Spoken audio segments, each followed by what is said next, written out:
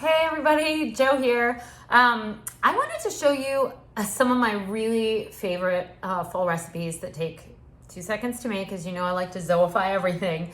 The art of Zoeifying is taking some really simple methods to get something extraordinary. So I thought I'd run you through one, but two of my favorite recipes. They're kind of the same. One is savory, one is sweet. With some amazing fall, whatever fall has to offer wherever you are across Canada. And I have discovered that fall really offers things that are round and red. We have like pumpkins, tomatoes, apples. If it's round and red, it belongs to the fall, and we're gonna do something with it. So first what I'm gonna do is show you an apple tart, a really easy apple tart. Now, I know a lot of people think, oh, I want to bake from scratch. I don't want to buy anything. But let me tell you what the wonders of puff pastry. Now, I make my own rough puff all the time. You can certainly do it. Look up a great rough puff recipe. I'll probably do one here in the near future. But if you have a great bakery right by you, you can buy puff pastry like this. If not, you can buy it at the supermarket. And actually the advantage of buying it at the supermarket, if you are a vegan, vegetarian, don't eat dairy, this one is all butter. I prefer to use one that's all butter, but the supermarkets have great brands that are made with vegetable shortening, and there you go, voila, vegan dessert. You don't even have to think about it. Your vegan friends are coming over, or you're vegan, voila. So what I like to do with this, we're gonna do a couple things. First, I'm gonna roll this out, and I'm gonna cut it into 2 pieces and put it on some lovely baking trays. Let's see, I have some wet spots here. Don't get it in anything wet. Okay, so first I'm gonna open up my puff pastry. Usually it comes in a sheet. The ones in the grocery store might be a little bigger than this. Don't worry about it, just cut them down. They're not expensive. So even if you don't use the full thing, it's fine. You can always save a little bit, put it back in the freezer.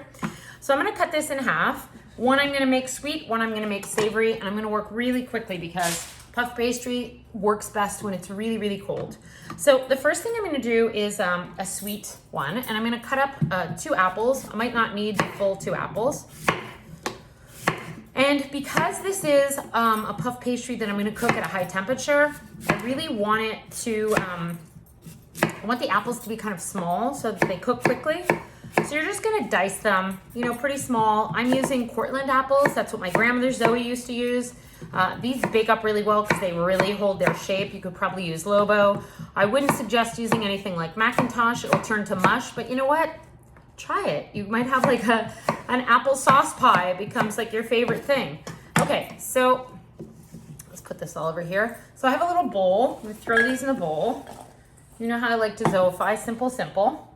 I'm gonna put in maybe about a 1/4 cup of sugar, a little bit less. I think what I love about these desserts is I really leave them to be a lot about the fruit, so you don't need a lot of other stuff in them. I'm gonna put a little pinch of salt, just a tiny pinch of salt in. Also a tiny bit of cinnamon. If you wanna add ginger, if you wanna add cloves, add whatever you'd like. I'm also gonna add in some amazing Italian chopped, these are oranges. You could add in cranberries if you want, whatever you like. Make it really interesting. So I'm just gonna toss this up, and I'm gonna add in maybe 1 heaping teaspoon of cornstarch.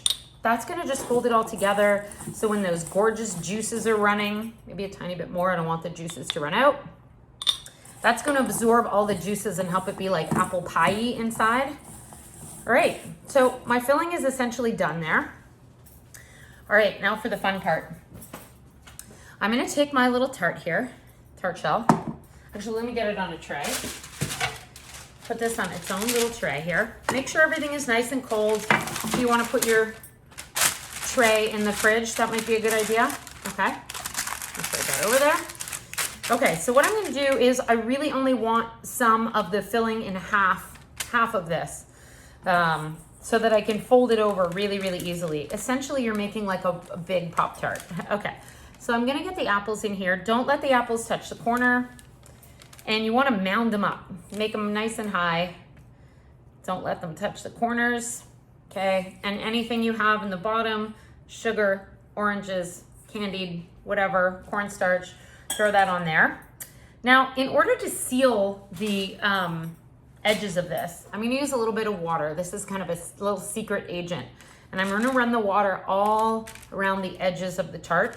That's gonna allow all the edges to kind of hold and seal together. They're gonna kind of glue together. All right. Now what I want to do is I'm just going to fold this over, okay?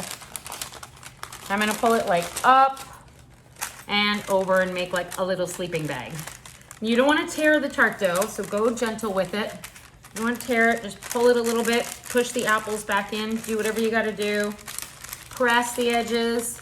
See, I'm pressing them, sealing them. Don't let any juices run out.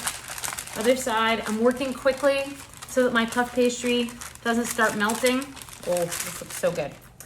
I'm gonna take a fork, the tines of my fork, and I'm just gonna press them around the end, not kind of true to form pie. Looks like an apple pie now. All right, don't worry too much. And this would be good for 3-4 people, probably 2 people, let's be realistic. Then what I like to do once I have this, look how cute that is.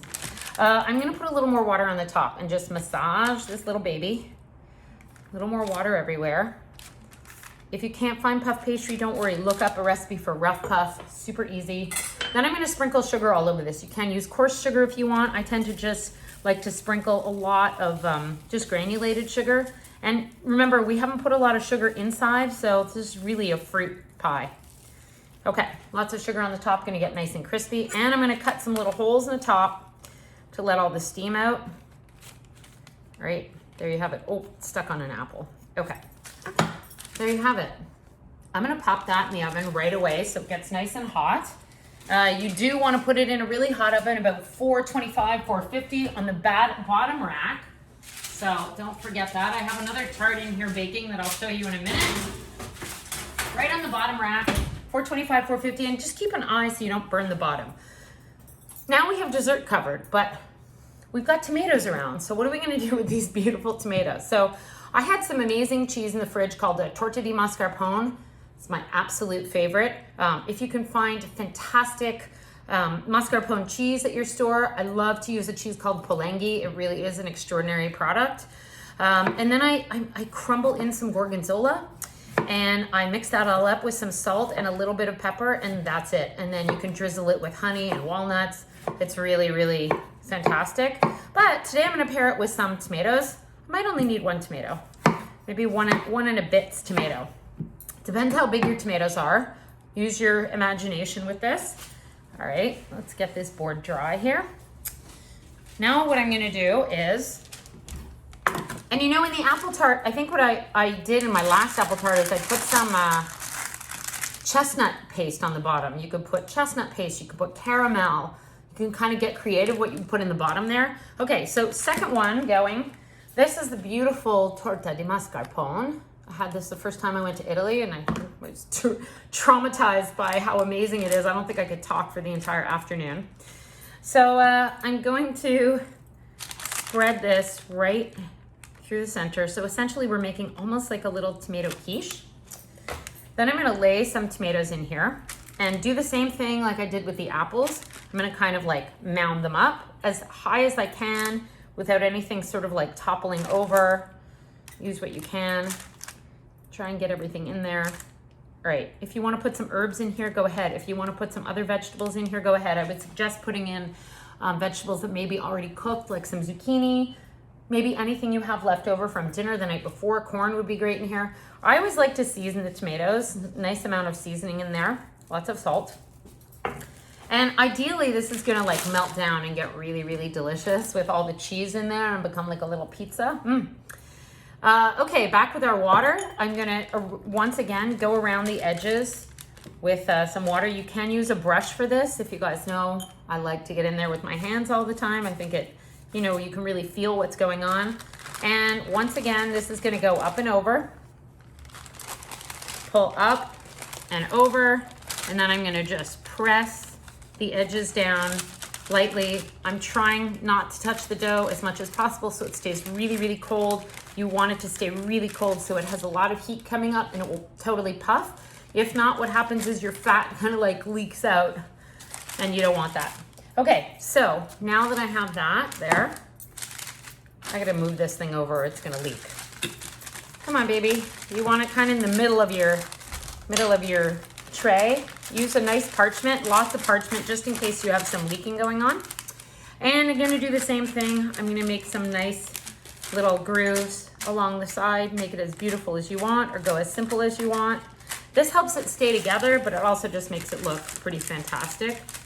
And so with the apple tart, I like to put stuff inside, you know, candied oranges, a really special dark brown sugar, all different kinds of spices, caramel. With this, what I thought I would do is, once again, I'm gonna put a little bit of water over the top so that whatever I want will stick. Now, don't forget the puff pastry is not, it's not really salted. So it's really like a neutral flavor. So I'm gonna salt the top of this. Give it a good pinch of salt. You could probably do a little bit of pepper on there too. If I have some pepper, do I have pepper? I do, salt and pepper on the top. Use whatever you want. You can even put some little chilies on there, would be amazing. And then I'm gonna put a little bit of za'atar, which I love. I'm so into those Middle Eastern flavors. This is a really gorgeous green za'atar that I cannot find right now. So if anybody knows where to get it, let me know. I'll make you a trade of some baking mixes for some green za'atar. Okay, this is gonna go along the top. I don't wanna put too much on because I don't want it to burn when it's in a really, really high oven. And I might just drizzle like just a tiny bit of olive oil over the top of this, just so it doesn't totally burn those herbs. Just rub this in. All right, there you go. That's looking fantastic. So, puff pastry savory. The other one is in the oven. That's the puff pastry sweet. I bought my puff pastry. This is an amazing way to Zoeify and impress your friends. And I'm gonna throw this in the oven and then I wanna show you the finished result. So again, throw it right in the bottom of the oven, 425, 450, and look at this masterpiece. So this is a beautiful apple fold over tart. Let's get these tomatoes out of here so I can fully show you. Put these in a bowl. All right, don't forget to clean as you go. All right, so this is a gorgeous tart. I've already cut into it just to check if it was ready. You just get an extra little cut in there. All right, ooh, falling apart a little bit, and very juicy. You know, I do it at 425 or 450, but I also will say that if you want your apples kind of really melting inside, once you've got a really, really nice color on the outside, like I do here, you could turn it down to 350 and keep it going. I will put this in the oven probably for 15 minutes, 20 minutes until you get a really nice caramelized top. Make sure the bottom isn't burning. You could always move it to a higher shelf. And there you go. How fantastic does this look? And I think the thing to remember is that if you want to cook these a little more, keep it a little bit longer. Get creative about your flavors. This is so flaky. I don't know if you can hear that. It's so flaky and amazing. Sometimes I just like to eat the top off. It's like crunchy, sugary, tastes like a palmier. So there you go. This is a really easy way to entertain in the fall. Do something quick for your family. Think of all sorts of vegetables you can put inside. Puff pastry keeps really well in the freezer. And away you go. You're looking like a superstar, but really, it's a very simple way to get a really magnificent result. So post your pictures on Instagram and tag me at Zoe Ford Montreal. I post a video usually once a week. Hope you guys follow along. Follow us at Zoe Ford Montreal on Instagram. Sign up to our newsletter at zoeiford.com. We have so much in the pipeline coming. Amazing baking mixes. We have the Jewel Box Brownie that's shipping again across Canada. Great thing to order for Christmas, the holidays. Send it to your boss, send it to your family. And we'll tune in next week. I like to keep with the seasons, so I don't know what I'll be up to next week, but it'll be something seasonal. So have a great week, everybody, and enjoy. Make some tart.